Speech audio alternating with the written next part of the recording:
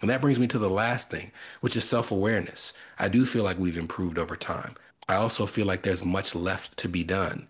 As a matter of fact, earlier this summer, I was having a conversation with Danielle and Sina on our team, and I was saying, I feel like the podcast is growing, but it's not growing at the rate that I would like. And even if it were growing at the rate I would like, we can still do better because I know that there's something there. So we went on a constructive criticism feedback journey. We worked with my friend Virginia Elder to do an audit of our podcast and some things in our processes that were stunting our growth. We had people evaluate our email list. We had people evaluate the process of turning someone from a follower into someone who's actually on our email list and attends our webinars. We have gone through media trainings in recent months to get feedback and criticism in some cases. Not all of it seems like constructive criticism, but I can tell you there's always something constructive to find in the criticism that you receive. And to me, there were some things that I wasn't aware of that would make our podcast better.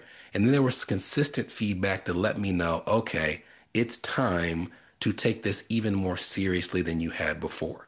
The most consistent feedback we received was on the quality of the camera and the lighting that we use.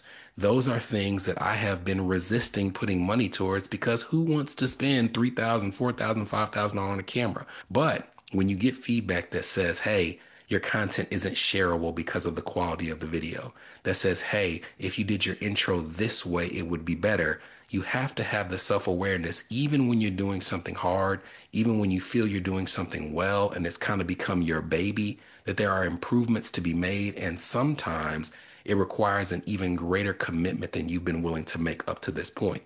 So I'm committed to that. We're committed to that. We are in the process even this week. My wife and I are going to check out some stuff to redesign the setup of how we record this podcast. We are going to make investments into cameras and paints and the design of the studio. We are going to make sure that we produce content that is more shareable online because I want this to be the biggest next big thing because of the value that it provides, not for glory metrics, but because of the impact we can have on our listeners. I hope that if you followed us along this journey that we've had some impact on you. I hope you'll share this podcast with others, and I hope you'll continue with us for another 150 episodes, starting with me.